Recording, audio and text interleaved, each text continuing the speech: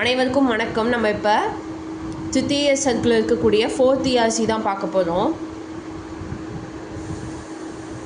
मैं ही न सहूँगा विषम डंक, अर्जुन को भी होगा कलंक, सब लोग कहेंगे डर कर ही, अर्जुन ने अद्भुत नीति गही, चल चाल कर्ण को फोड़ लिया, संबंध अनोखा जोड़ लिया.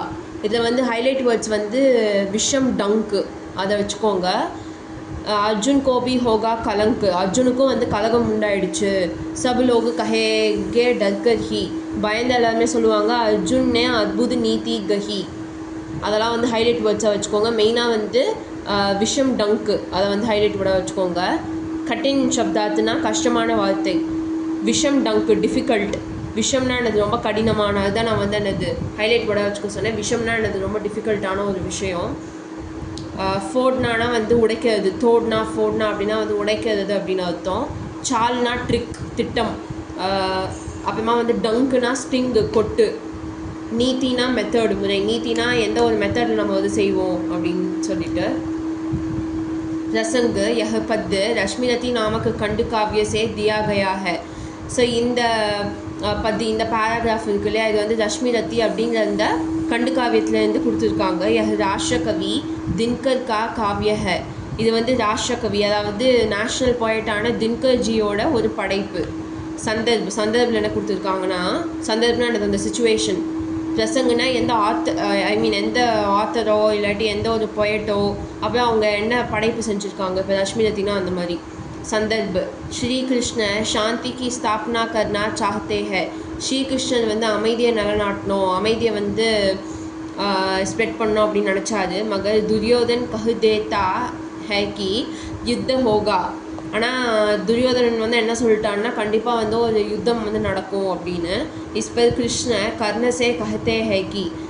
ஸோ இந்த மாதிரி ஒரு சுச்சுவேஷனில் கிருஷ்ணர் வந்து கர்ணன் கிட்ட என்ன சொல்கிறாருன்னா, தும்பி குந்தி புத்திர हो, நீயும் வந்து குந்தியோட.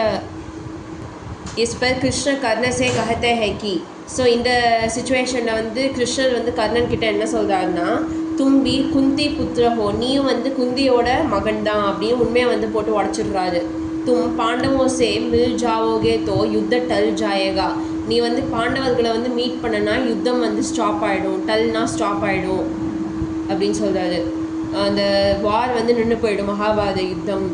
कर्ण श्री कृष्ण का यह प्रस्ताव अस्वीकार करता है. ஆனால் கர்ணன் வந்து ஸ்ரீகிருஷ்ணரோட இந்த ஒரு என்ன சொல்கிறது, இந்த ஒரு அழைப்பை வந்து ஏற்றுக்கல. अस्वीकारனா வந்து அக்செப்ட் பண்ணிக்கல. इसके कई कारण बताता है. ஸோ அவர் வந்து ஏன் ஏற்றுக்கலன்னு நிறைய ரீசன்ஸ் வந்து சொல்கிறாரு. इस संदर्भ में वह कृष्ण से यो कहता है. ஸோ இந்த சந்தர்ப்பத்தில் தான் வந்து கிருஷ்ணன் வந்து கர்ணன் கிட்ட इस संदर्भ में वह कृष्ण से यो कहता है.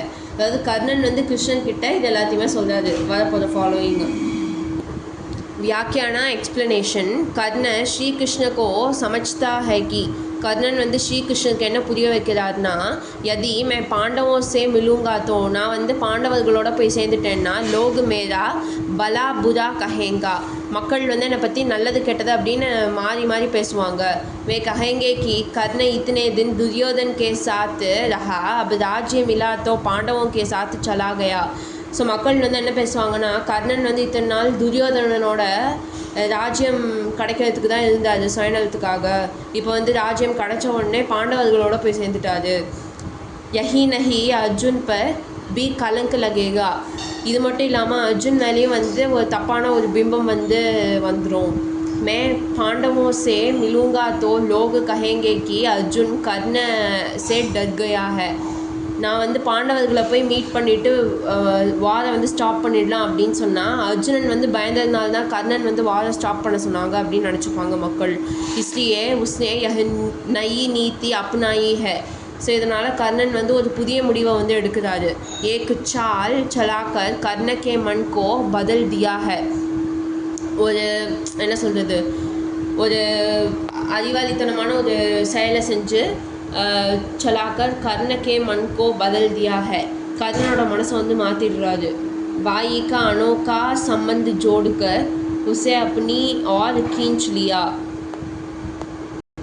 திடீர்னு அண்ணன் தம்பி அப்படின்னு சம்மந்தமே இல்லாமல் பிரதரோட அந்த ஒரு ரிலேஷன்ஷிப்பை, யூனிக்கான அந்த ரிலேஷன்ஷிப்பை சொல்லி அவரை வந்து பாண்டவர்கள் அப்புறமா அந்த கர்ணன் அவங்க எல்லாருக்கு நடுவுலையுமே வந்து ஒரு குழப்பத்தை வந்து கிருஷ்ணர் உண்டு பண்ணிவிட்டாரு. யஹ்பத் கவி கே தர்க்கு கர்னே கி ஷமதா கோ சாபித் கர்த்தா ஹை.